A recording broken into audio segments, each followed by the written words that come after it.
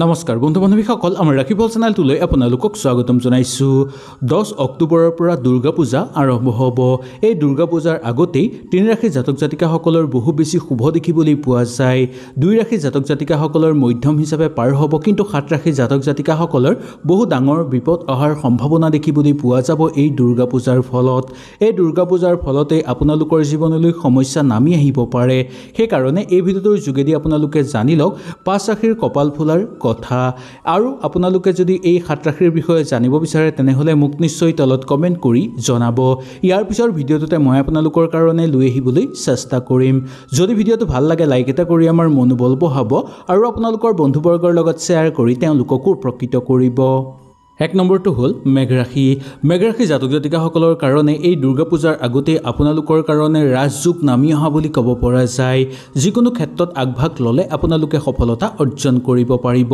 সময় থাকোঁতেই আপোনালোকে যিকোনো গুৰুত্বপূৰ্ণ সিদ্ধান্ত ল'ব বিচাৰিলে সুন্দৰভাৱে ল'ব পাৰিব আনক সহায় কৰি আপোনালোকে আনন্দিত অনুভৱ কৰিব আৰু সামাজিক ক্ষেত্ৰত আপোনালোকৰ মান সন্মান বৃদ্ধি পাবলৈ ধৰা দেখিবলৈ পোৱা যাব গ্ৰহ নক্ষত্ৰৰ বিশেষ পৰিৱৰ্তনৰ ফলত আপোনালোকৰ ঘৰত এটা শুভৰ যোগ আহাৰ সম্ভাৱনা দেখিবলৈ পোৱা যায় বা ঘৰত নতুনকৈ আপোনালোকৰ ভাল খবৰ অহাৰ যোগ আপোনালোকে পাব পাৰে ধৰ্মীয় ক্ষেত্ৰত যোগদান কৰি আনন্দিত অনুভৱ কৰিব পাৰিব আপোনালোকে ব্যৱসায়িক বাণিজ্যৰ লগত জড়িত লোকসকলৰ কাৰণে বিশেষ বেয়া দেখিবলৈ পোৱা নাযাব আৰু ব্যৱসায়ত উত্তীৰ্ণ ভাল কৰি হ'ব পাৰিব আৰু ব্যৱসায়ত লাভৱানো আপোনালোকে বেছিকৈ হ'ব পাৰিব সেই ব্যৱসায়ত যদি বিনিয়োগ কৰিব আপোনালোকে বিচাৰে তেনেহলে নিখন্দেহে আপোনালোকে সেই ব্যৱসায়ত বিনিয়োগ কৰিব পাৰিব দুই নম্বৰ ৰাশিটো হ'ল মিথুন ৰাশি জাতক জাতিকাসকলৰ চলি থকা সমস্যা আপোনালোকৰ সমাধান হৈ পৰিব এই দুৰ্গা পূজাৰ আগতে গ্ৰহ নক্ষত্ৰৰ বিশেষ পৰিৱৰ্তনৰ ফলত আপোনালোকৰ সমস্যাবোৰ সমাপ্ত হৈ পৰা দেখিবলৈ পোৱা যাব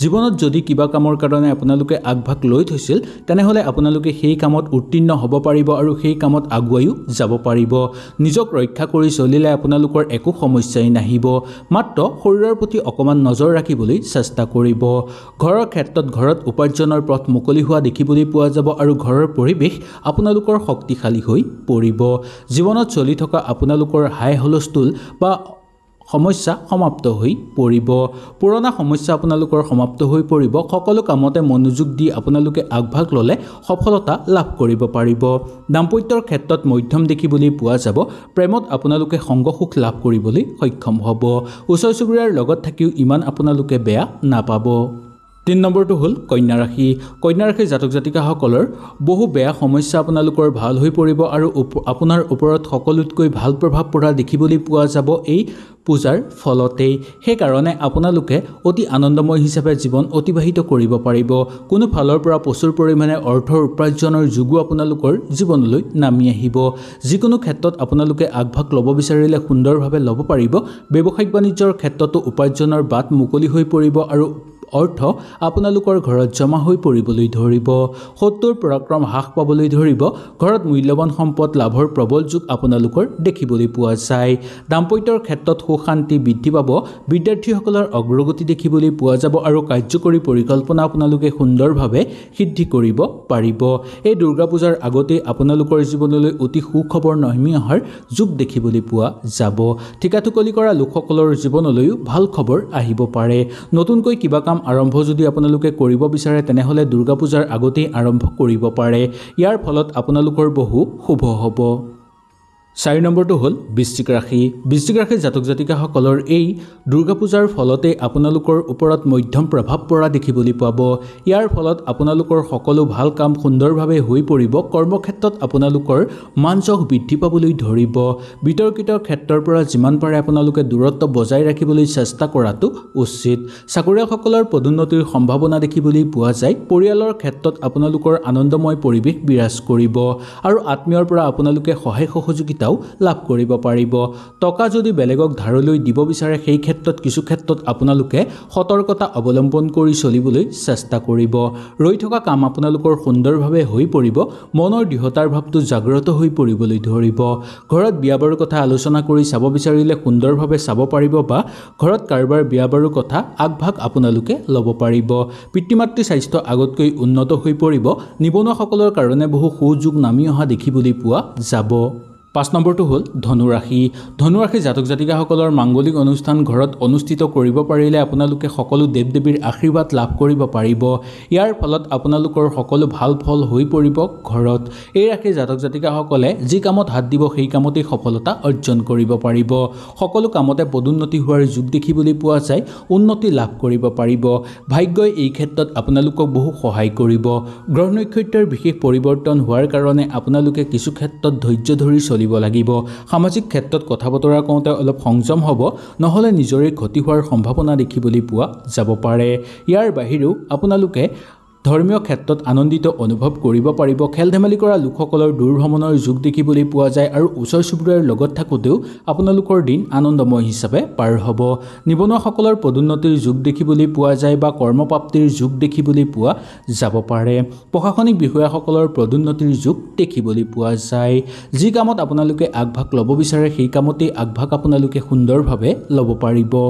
6 নম্বৰটো হ'ল মীন ৰাশি। মীন ৰাশি জাতক জাতিকাসকলৰ মংগলৰ অৱস্থান ৰাশিত হোৱাৰ ফলত আপোনালোকৰ ভ্ৰমণৰ প্ৰবল যোগ দেখিবলৈ পোৱা যাব। এই দুৰ্গা পূজাৰ আগতেই আপোনালোকৰ সুন্দৰভাৱে সময় অতিবাহিত হ'ব আৰু সুন্দৰভাৱে আপোনালোকে দিন অতিবাহিত কৰিব পাৰিব। ব্যৱসায়ত ভালেই দেখিবলৈ পোৱা যায়। জীৱনত আপোনালোকৰ শান্তি বৃদ্ধি পাব। মন আৰু স্বাস্থ্য আগৰ তুলনাত আপোনালোকৰ ভাল হৈ পৰা দেখিবলৈ আপোনালোকে সুন্দৰভাৱে পাব। গ্ৰহ নক্ষত্ৰৰ প্ৰভাৱৰ ফলত আপোনালোকৰ সকলো সিদ্ধান্ত আপোনালোকে সুচাৰুভাৱে ল'ব পাৰিব আৰু আপোনালোকৰ মানসিক স্থিতি সুস্থ হৈ পৰা দেখিবলৈ পোৱা যায়। কৰ্মক্ষেত্ৰত আপোনালোকৰ দক্ষতা বৃদ্ধি পাবলৈ ধৰিব। ব্যৱসায়িক বাণিজ্যৰ লগত জড়িত লোকসকলৰ কাৰণে শুভ হিচাপে পাৰ হ'ব আৰু ব্যৱসায়ত আপোনালোকে বিনিয়োগ কৰিব বিচাৰিলে সুন্দৰভাৱে বিনিয়োগ কৰিব পাৰিব। ৰাজনৈতিক ক্ষেত্ৰতো আপোনালোকৰ শুভ দেখিবলৈ পোৱা যায়।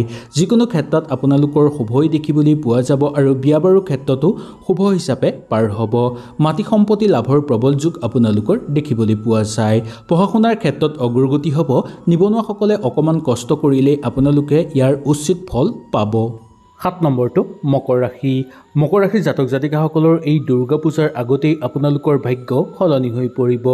গ্ৰহ নক্ষত্ৰৰ বিশেষ পৰিৱৰ্তনৰ ফলত আপোনালোকৰ এই শুভ যোগ নামি অহা দেখিবলৈ পোৱা যাব। আপোনালোকে সামাজিক ক্ষেত্ৰত খ্যাতি লাভ কৰিব পাৰিব আৰু ঘৰত নতুনকৈ কিবা এটা সংস্থাপন লাভ কৰিবলৈ সক্ষম হ'ব। বিশেষকৈ নিবনুৱাসকলৰ কাৰণে বহু ভাল যোগ নামি আহিছে বুলি ক'ব পৰা যায়। নিবনুৱাসকলৰ কাৰণে এই দুৰ্গা পূজাৰ আগতেই আপোনালোকৰ জীৱনলৈ বহু বেছি শুভ যোগ নামি আহিব। প্ৰচুৰ পৰিমাণে আপোনালোকৰ ঘৰত অৰ্থৰ আগমন হ'ব। অৰ্থ আপোনালোকে জমাও কৰিব পাৰিব। যিকোনো ক্ষেত্ৰত আপোনালোকে বিনিয়োগ কৰিব বিচাৰিলেও সুন্দৰভাৱে বিনিয়োগ কৰিব পাৰিব। ইয়াৰ পিছত ব্যৱসায়িক বাণিজ্যৰ ক্ষেত্ৰত আপোনালোকে সুন্দৰভাৱে সময় অতিবাহিত কৰিব পাৰিব আৰু লাভৱানো হ'ব পাৰিব। পঢ়া শুনাৰ ক্ষেত্ৰত অগ্ৰগতি দেখিবলৈ পোৱা যাব আৰু নতুন কৰ্মত যোগদান কৰি আনন্দিত অনুভৱ কৰা আপোনালোকক দেখিবলৈ পোৱা যাব। হয়তো আপোনালোকে সুন্দৰভাৱে বুজি পালে। কিবা অসুবিধা পালে নিশ্চয় মোক তলত কমেণ্ট কৰি জনাব। তেনেহ'লে আজিলৈ নমস্কাৰ।